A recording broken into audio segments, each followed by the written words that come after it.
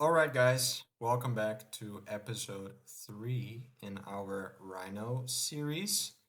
Last episode, we went over points and curves and how these two very simple drawing elements create 2D shapes and how to use them, how to select them, how to move them around, and some training for these commands that involve curves, which are lines. And today we want to go a step further and go into surfaces. So it's only natural that we start off with a point and we move into curves, which are the distance between 2 points. Well, what do we have after that? That is surfaces. So a surface is closed curves that have an area. So this square here is empty. While it has the outline, inside of the outline, there's nothing. There's no area. And there's also no volume. Even a surface here that we have also has no volume. It is completely flat. I think this is a good time that we take a step back by double clicking on the top view and going into perspective view. So we can see here this surface is completely flat, but it is an area. So if we would try to jump into this square here, in this case, we would go through like a very athletic dolphin or seal. However, in this case, we would hit it face first like the coyote in the old cartoons. And how do we get a surface? Well, there's two ways. Well, there's many ways, but we'll explore two ways now. If you have a closed curve, which is completely flat, there's no difference between the height of the points, let's say, you can simply select one of these closed curves. And again, you can see it is a closed curve by looking here in the command line and typing the command planar, as in plane, srf from surface. By doing that, and if it is closed and if it is flat, it will generate a surface. And the same thing with this very suspicious shape. Again, planar SRF, you can see it creates, even though it's a curvy line, it will create the surface. Joshua, what do you mean the points are not flat? So if we, using the select tool that we learned in the last class, we select these 2 points here and we bring them up, I can see that my line is not flat anymore. It is still, it is now a diagonal. However, if I planar surface this, it will still work because by looking from the side, the points are still parallel to each other, meaning it will be no problem. However, if we take our little friend here and we select maybe a couple of these points and bring them up, you can see that my shape now is really wonky. And the outline is creating these bumps. So unlike this example, which the lines are still parallel and flat, here they're having curves. If I try to planar SRF this, it doesn't work because the curve must be closed and planar in the same plane.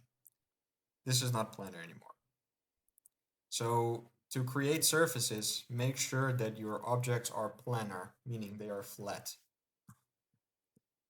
All right, what comes after the surface? Well, it is a object with surfaces, which in this case we call it a solid or a polysurface. And it is a 3D object composed of many surfaces together. And the thing that we need to understand regarding solids in Rhino is that they are watertight and massive. What does that mean? Watertight means that if we would open up the lid, so for example, if we would open this up and fill it up with water and we close it back and we shake it, no water would be able to fall out. It will be completely closed, watertight. And massive means that it is not hollow. So when I select this cube, it kind of gives this outline which looks like a little bit of a skeleton, but on the inside, it's not hollow. It is completely solid. So if we would take a kind of a bite out of this cube, it would be like a chocolate, a solid chocolate. You would see like your bite marks, which I cannot do right now, but that's just what I need you to remember. When we look at a solid in Rhino, it is like a dense chocolate piece that if you take a bite out, it would still be chocolate on the inside, always chocolate. And if you would fill it up with water and shake it, the water would not fall out, it will stay inside. And just like curves, there are two types. So we have closed polysurfaces, and you can see here on the command line, they're telling me it's closed, and an open. So although this is a polysurface, because it is composed of 1, 2, 3 surfaces, it is not closed, meaning it's not solid and it is not watertight. It's not like a piece of chocolate that I would bite into and there would still be chocolate on the inside. Here it's just the flat surfaces, although they are connected together. And if I would pour water into here and shake it, the water would fall out, drip out. Same with this shape and same with this cup. Although if I would pour water inside here, a cup is a good container to hold water. If I would flip the cup upside down, the water would fall out. And of course, all of these shapes are not massive, they're not solid. However, these guys, they are closed on all sides, meaning they are solid, massive, and watertight. So here's a trick question. Which one of these is closed and which one of these is open? I will give you a minute to think about it. Okay, we're back. So, which one is what? At a first glance, we would think, looking back here, these two look really similar. However, if I click on this shape and I look into my command line, I can see this is an open polysurface. How can that be?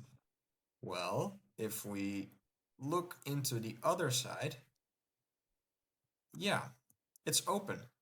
You see, one of the sides here is not connected to the rest. So this is a surface and this is a polysurface. So in this case, it will not be closed. And Joshua, how could we fix this?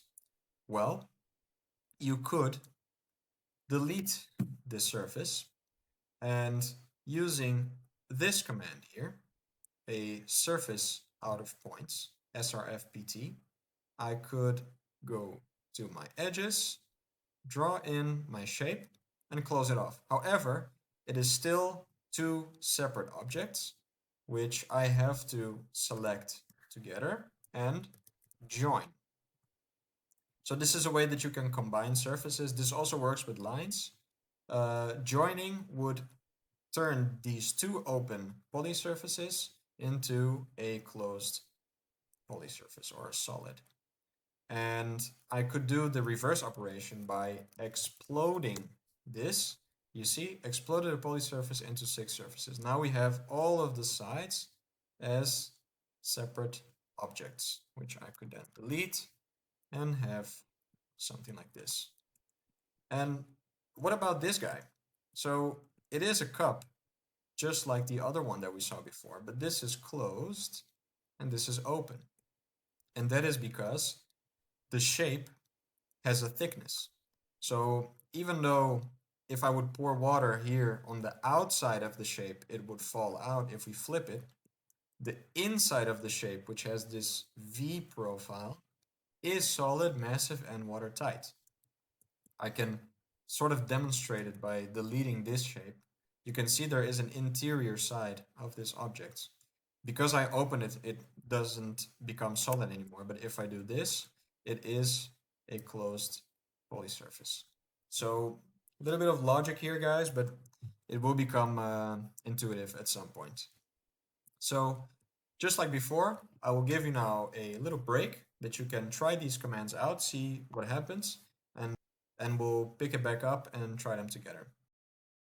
All right, let's go back. We have planar surface, extrude curve, surface point, cube, sphere, truncated cone, and a torus.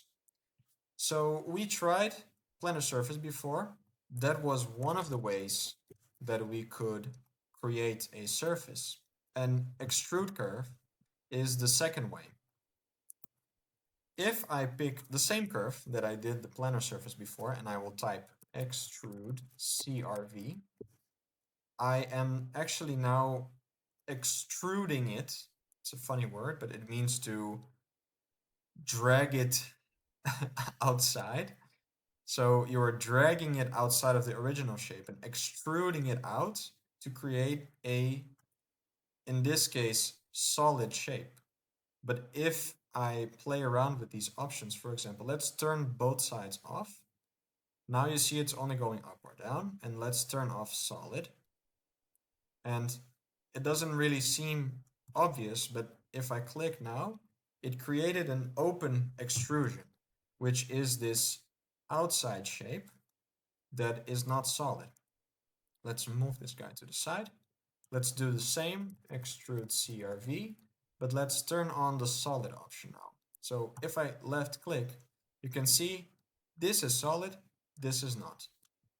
And maybe you want to have an open shape. Maybe this is some kind of profile, or it's the beginning of a wall or a room drawing. However, if you would like to close it off, you could use the surface points command, as we did before, or you can actually do a simple command that is one of my favorites of all time, called cap. The same way that you cap an IKEA Tupperware, you can also cap shapes in Rhino. Again, it has to be a planar opening, and it can only be one hole, so this is not two holes. It starts here and ends here. If I would delete this shape, it will not cap anymore because now it doesn't know what to close.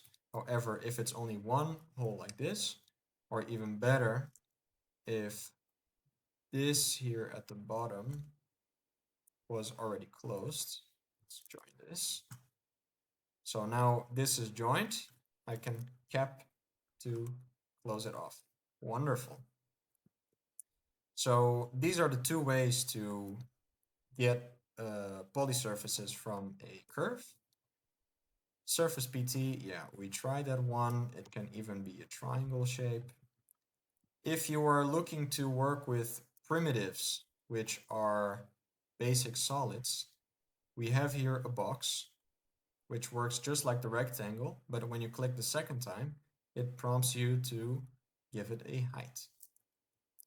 Same with a sphere. It's kind of like a circle, but it is 3D. And a truncated cone is the evolution of a cone. So we are now setting the base, which is probably going to be from the middle. Then you choose how wide you want it to be. Like this would be a simple cone, but when we click, we can choose one more step to cut off the tip and give it a truncated look. Again, by clicking on this little arrow here at the bottom, you can see all of these solids. We have normal cone, truncated cone, a normal pyramid, a truncated pyramid, and so on. Lastly, I have here a torus, also known as a donut. Yes. Or a bagel. So here is something to play around with surfaces and 3D solids, aka polysurfaces. And it might be also a good time to experiment with the gumball options to see what happens now with a 3D shape. In the first episode of the series, we tried this out with a single line, which doesn't really work because it's hard to scale things when they don't have width, depth, or height. The 3D solid has three dimensions, so you can really scale it in all the sides. You can rotate it in interesting ways, which makes it completely wonky. And if I now start to scale this, I'm getting some very interesting results. So play around with this, see how it feels, and I think for surfaces and solids, that's enough for today. So again, thank you for the energy. I see you in the next video or in class.